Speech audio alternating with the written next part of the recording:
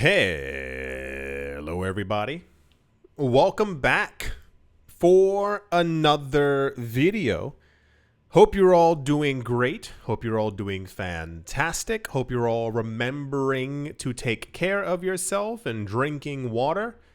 And that you're all having a great day. Don't forget to leave a like and a comment, as it does help out the algorithm very, very much. Let me know what you're buying in the market right now. I mentioned, and I have been mentioning for it feels like a couple of months now, prices don't feel real, at least to me. And I'm accumulating. Listen, I wouldn't use the word a lot, but I'm buying probably more than I should right now because I know where the market's going to go. And without any further ado, let's jump right into it. A pretty good news day. A lot of the news is getting weird again, but this is something that always happens within the cryptocurrency space. In what was supposed to be, is this a real photo? Did he hold up a gigantic bee? Who made that? What was supposed to be surprising and or like, what kind of news? Microstrategy. I don't know if they know it, but we know it. Microstrategy, every other day is in the news and they're buying up tons of Bitcoin. Surprise, right? The weird thing is that we keep getting news. Remember, like 3 weeks ago, we had a news story that said that Microstrategy was going to pause buying any Bitcoin. I don't remember the exact reason why. It was simply they're pausing their purchases. And then 2 days later, they ended up buying another $1 billion worth of Bitcoin. And then they came out the next week again and said, hey, we just bought more after another pause. And it's like, you not buying something for 6 days is not a pause. If you guys had stopped for 3 or 4 or 5 months, I would, oh, wow, look at the news. But they were already purchasing every 2 months.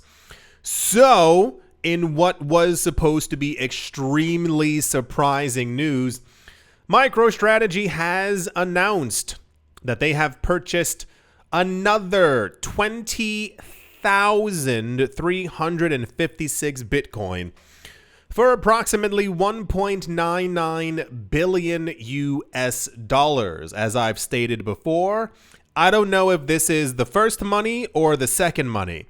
Basically, MicroStrategy announced last year that they would be raising $42 billion so that in 2025 they could buy $21 billion worth of Bitcoin, and in 2026 buying another $21 billion. The significance being the 21, as there will only ever be 21 million Bitcoin. But in the in-between, especially on Twitter, they're basically announcing that they purchased more as opposed to being like, hey, this is a portion of the money that we told you that we were going to be raising last year. Here's a portion of it now, 18 billion to go, like somewhere along those lines. But it hasn't happened. That's where I was asking, like, is this just normal money that you have lying around? Or is it, can you imagine having $1.99 billion to throw into Bitcoin? It boggles the mind. I can't imagine having, I'll say 20 million and being like, let's just put it into Bitcoin. I feel like my brain would begin to melt. Strategy founder Michael Saylor said on the twits that MicroStrategy purchased another 20,356 BTC for almost $2 billion at an average price of $97,000 per Bitcoin. And so strategy purchase, yada, yada, at a cost of yada, yada, and achieved a yield of 6.9% year to date 2025. Fantastic. This was, of course, major news. A lot of people are beginning to squabble. I don't know what the word would be there. Historically, when we've heard that MicroStrategy has purchased any amount of Bitcoin, prices tended to rise by 3, 4, 5% on the day. The last, I think, 7 purchases, there's been almost no price movement after a MicroStrategy announcement, which is also, and I mean, it's not that MicroStrategy isn't popular. It's just more of a, remember the chart that we saw? There was an analyst a couple of weeks ago who was talking about major movements in Bitcoin's price and in the market. And he stated that for every $1 billion that enters Bitcoin's sphere itself, Bitcoin's price rises anywhere from 3 to 5%. So logicalistically, not a word, we should have risen by literally around like 20 to 25% from their last couple of purchases. But, you know, manipulation and all that. I just saw an article. I'm not joking. I just saw an article and it was titled something along the lines of, is Bitcoin being manipulated? And I was like, do you need like someone to tell you that it is, or are you just asking a rhetorical question? Are you joking? Of course, every single market is manipulated, but with this brand new market, of course there's some like weird stuff happening. I mean, rich people do what rich people do what rich people do. So that's the MicroStrategy, now named Strategy B as far as we can tell. Just purchase more Bitcoin. We've never heard that news before. They've never done this ever weekly.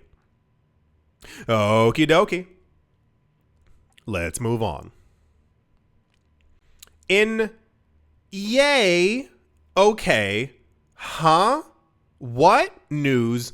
Robinhood, for whatever the reason might be, continues to be extremely popular within the cryptocurrency space.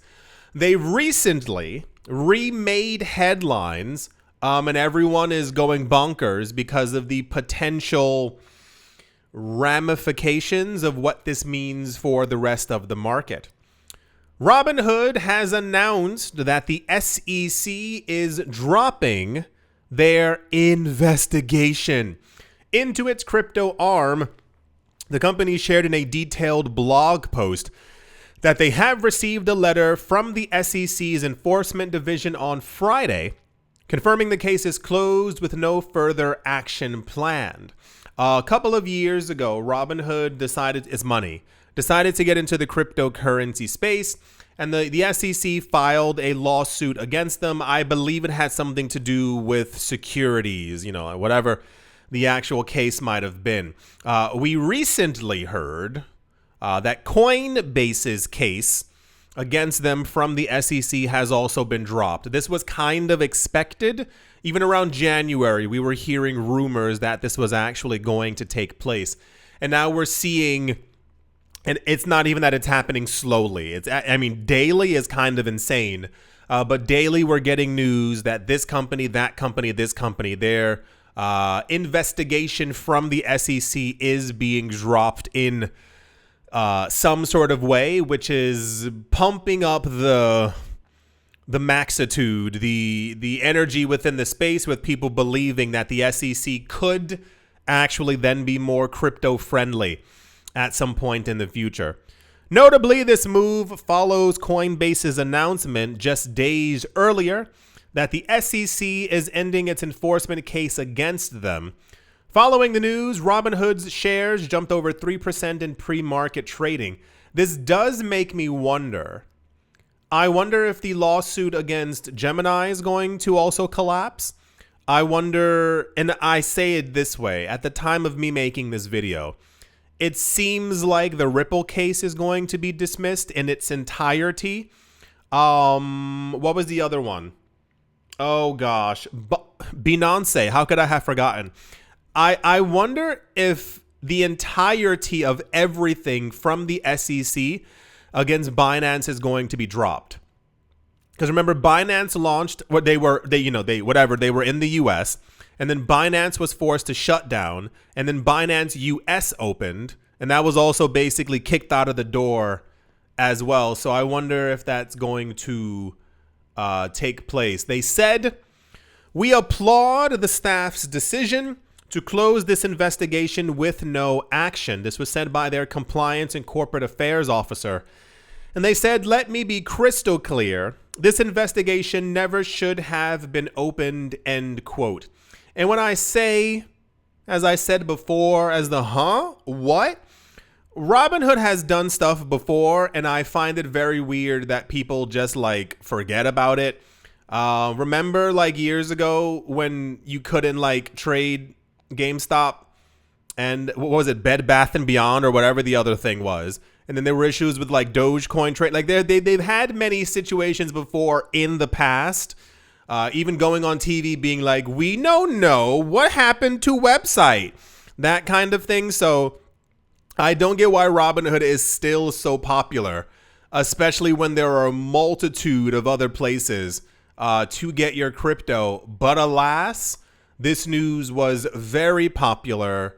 Everyone, I believe that Robinhood is only like in the States, if as far as I know, maybe in Canada as well. But so cool, awesome. Hopefully we hear more companies having their cases kind of thrown out of the window.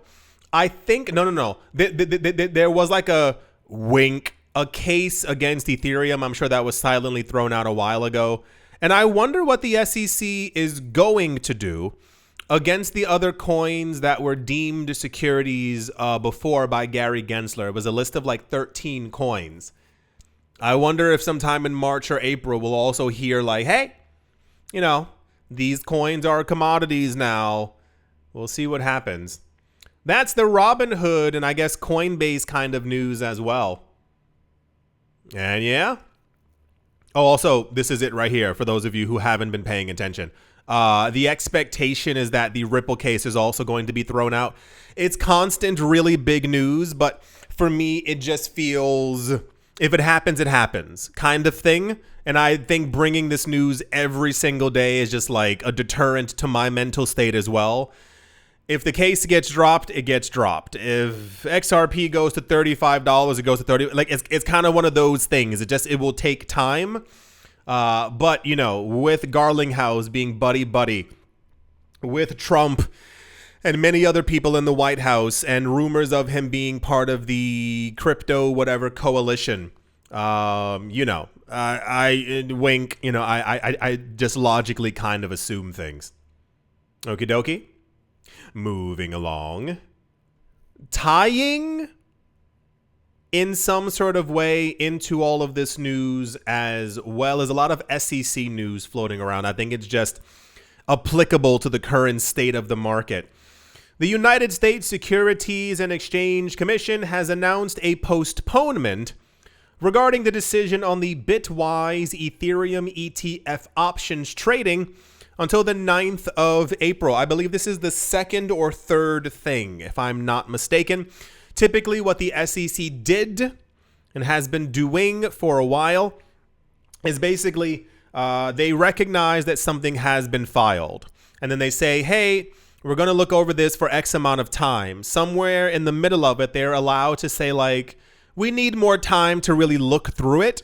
And basically, this is what they're exercising their rights as the regulators to basically say, hey, we need more time. The 9th of April is not that far away. They could have just as easily really said like June or simply a no altogether.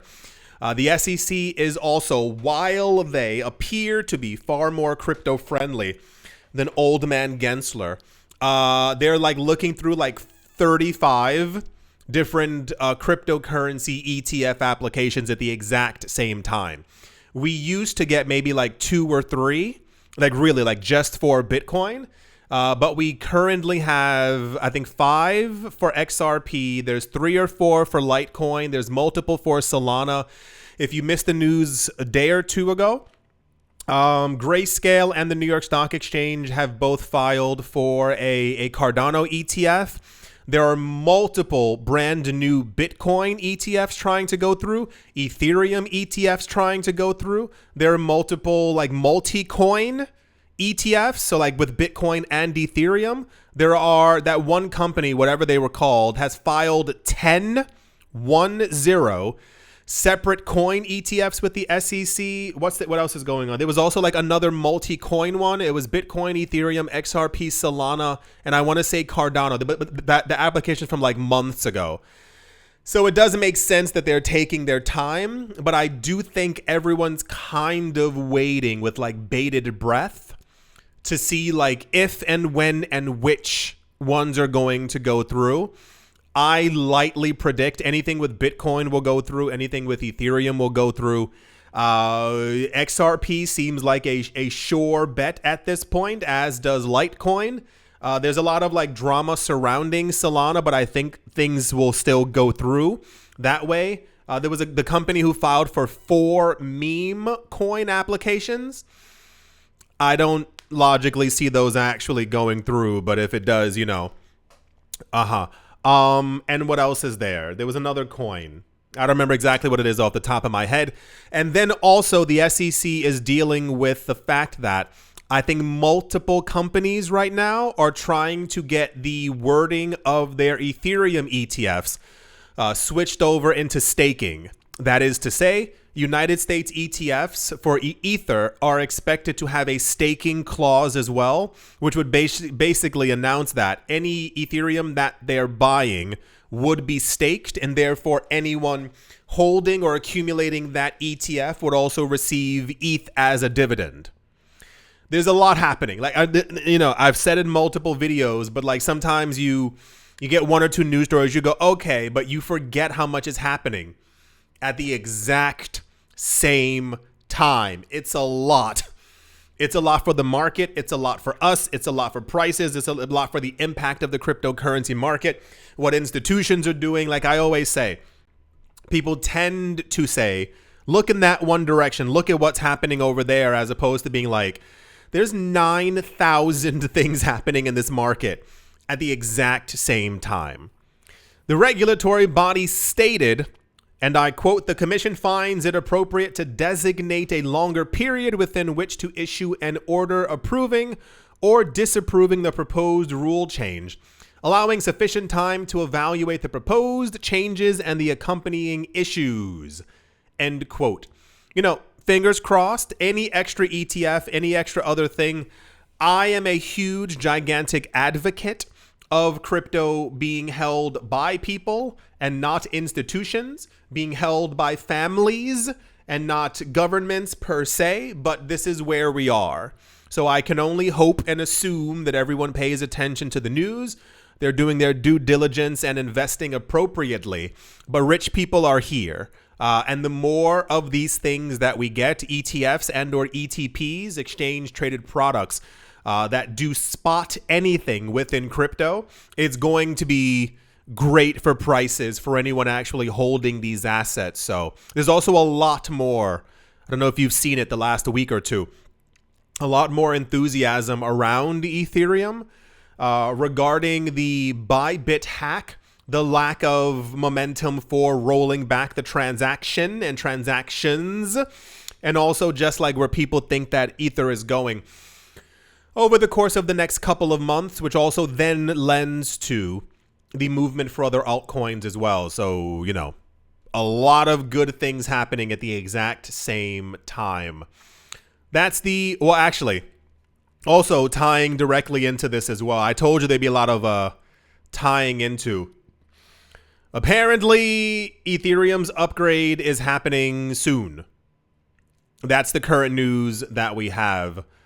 Pectra is the next update. It says it is expected in March, and it will increase the blob target from 3 to 6, doubling the capacity of layer 2s. There's a lot of, and I mean, I can't keep track of it anymore. It's actually impossible because, and I mean, this is the slowest period that we've had for Ethereum news in a while. Once a week, if not twice a week, we had news from some developer or Vitalik or someone discussing this upgrade's happening, then that upgrade is going to happen, and this is going to be part of this as well, and then you're going to be able to do this, and that's going to slow down this, and that's going to make this faster. All the attention we have being paid to layer 2s. For some reason, layer 2s are seen as the thing right now to help scale Ethereum. And then there's also news about what they want to do directly on layer 1. And this chain is going to help it. And it's too much. Even like the idea of a blob, it's like, what the fudge are you guys talking about? You sound ridiculous. So the next update is apparently meant to be the greatest thing we've ever seen. Transaction fees are going to fall. Layer 1 will be able to do more. The layer 2s will have more of a connection to Ethereum. They won't feel as disconnected to the network that they're actually on top of, and blah, blah, blah, and so, and all these other things are going to happen. Cool. It just, you know, let have it happen, because this has been crazy. The amount of calls for these updates and upgrades, and this is going to happen to this system, and this is cool. So whenever it happens, it will, of course, make major news. Let's see what ends up taking place. Ethereum is still incredibly undervalued. We are not at $5,000 yet. So, that's the Ethereum upgrade in March, apparently officially news. And yeah, let's move on. Also in, yay! El Salvador has continued their Bitcoin buying spree, having accumulated over 20 Bitcoin in the past 7 days, according to data from the country's Bitcoin office. 12 BTC were added to the stash on the 4th of February across 2 separate buys. First, they acquired 11 Bitcoin, and then they got the other Bitcoin. El Salvador, for those of you who do not know, they accumulate 1 Bitcoin per day, so they say. It's actually a little bit more than that, but no one really screams at them anymore. If you forgot, people were very angry last year when they announced that they had purchased like 60 Bitcoin in one go, and people were like, wait, you said 1 a day. And it's like, yeah, they can do whatever they want with their own money. So cool. This always ends up making popular news as well. It's not that it's not cool. It's just more of a, if they say they're going to do it, I would assume that they're going to do it. That's the El Salvador just bought more Bitcoin news. And even crazier, you want to hear a secret? They're probably buying more today as well. I know, right? Who would have thunk it? That's the El Salvador news. Moving along. Also in, you know what? Sure. If that's what you need to tell yourself, I totally believe it. In almost a mimic or a recontinuation of 2017, 18, and middle of 2019, when we stopped hearing about this, apparently Bitcoin is supposed to get quicker, sooner than we expected. One of the ideas, for those of you who were not here years ago, was that Bitcoin would basically kind of remain as is, kind of forever. One of the larger ideas about Bitcoin is that it ain't broke, so don't fix it. In its entirety, the idea is that Bitcoin is far too valuable to have people tinkering with it all the time, or having so many proposals that something could go wrong.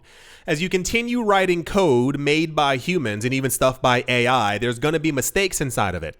So if Bitcoin works now, why rock the boat? There's no real reason to actually do so.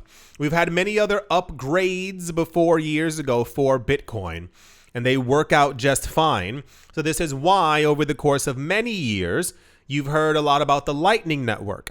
The idea has been that Bitcoin would or will continue having 3 to 5 transactions per second, and that every other smaller transaction would take place on Lightning. That is to say, anything worth less than 100,000 Satoshis, if Bitcoin's price continues to go up and up and up and up and up, eventually all the highway lanes on the Lightning Network would accommodate anyone who's doing a transaction instantaneously of less than $10,000 at any given time.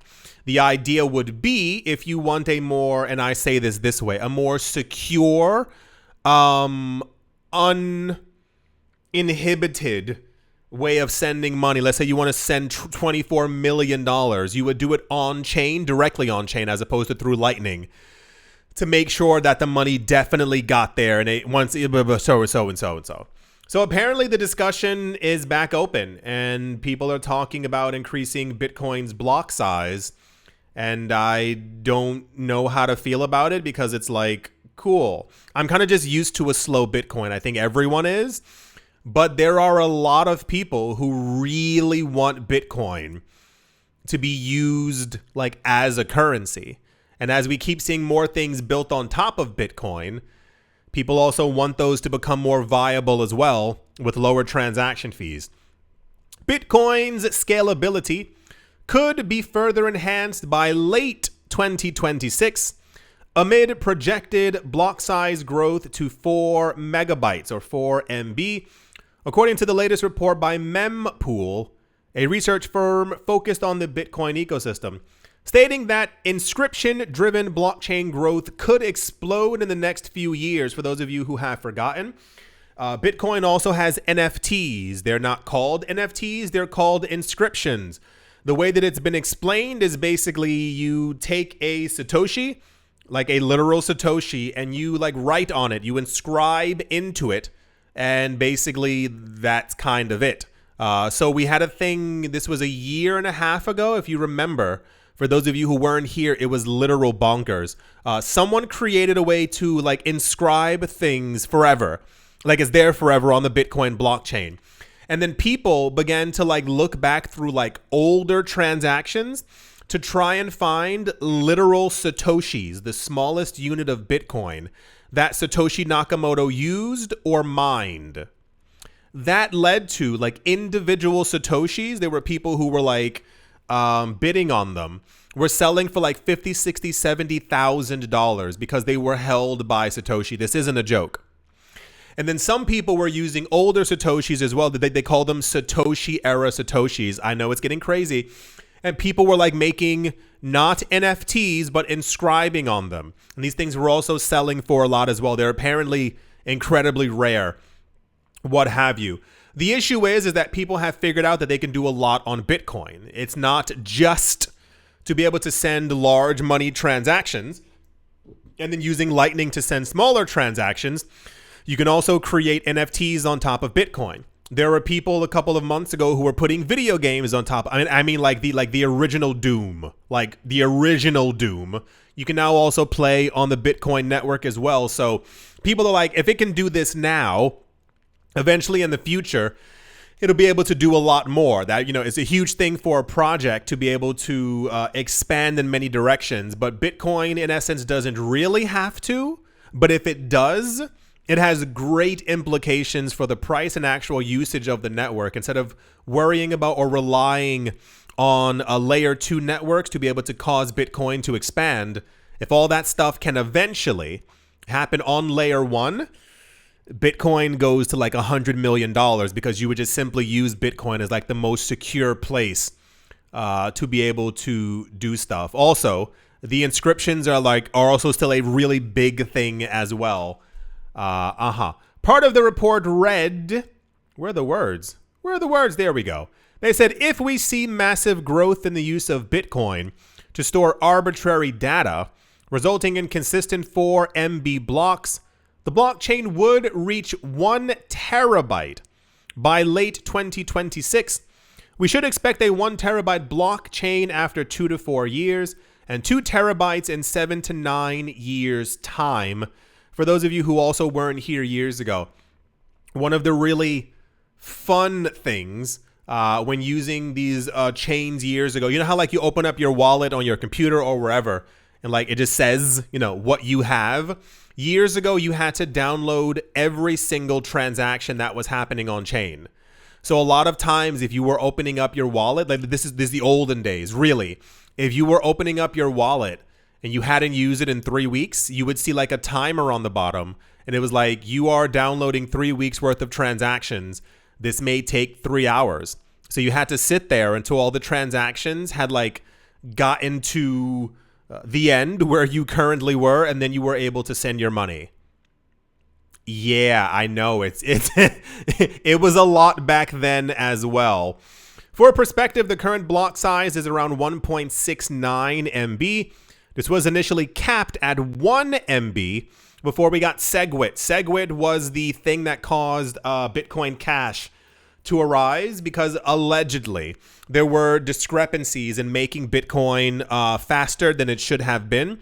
In 2016, 2017, a lot of the developers were like, no, let's leave Bitcoin as is or do very slow upgrades. This is a multi-billion-dollar chain. We don't want to break it. Other people in the space were like, fudge that. And they made their own chains and they kept on saying that they were going to 4, 5, 6, 7, 8, 9x the transaction speeds. And it was like, yeah, some of those things broke. That was back in 2017, which scaled the network significantly. Post-SegWit, there was a surge in inscription protocols, those are the NFTs, that allowed extra arbitrary data from text to smart contracts on the Bitcoin network as well. Overall, the demand for block size exploded beyond 1 MB limit, which was reportedly set by people who were mining Bitcoin in the network's default settings. The median block size increased until block 400,000, at which point the 1 MB consensus limit was reached. Approximately 1.5 years before SegWit activation. I don't have to read all that. The point is, yeah, Bitcoin might be getting faster and might allow for more things within its network over the next couple of years. It says late 2026. That seems believable. You wouldn't believe how much like research and like repetition and like really getting down to the nitty gritty of things is needed to be done to make sure that Bitcoin remains protected. This isn't like an Ethereum kind of thing where you can announce in December there's an upgrade and you have one in March. If Bitcoin breaks, the market breaks. That's a thing that a lot of people don't get, and I don't have time to convince people who don't have the knowledge. But the entire idea is that you need to make sure that these things go right. You have to go as slow as possible, because Bitcoin is going to be worth tens of trillions of dollars. If at some point a transaction doesn't go through, or something breaks, or a transaction is reversed, or someone whatever, the whole market's done for. So you got to make sure that the code is completely correct to get all this stuff actually going through. But yeah, very fascinating to see this actually happening or even being discussed. There are still many proposals, and I think we'll be hearing more about them in the coming months as far as staking protocols on Bitcoin. But I think we have, obviously, a bit more time before that's like a thing, making passive income just by holding Bitcoin. Yeah, I think that's going to do it for this video. I do hope that you have all enjoyed. I do hope you all are having a great day. Morning, afternoon, evening, wherever you are, wherever you might be, I do hope it is absolutely fantastic. Thank you all once again for watching, listening, liking, commenting, and supporting. And I will most certainly be talking to you all soon. See you.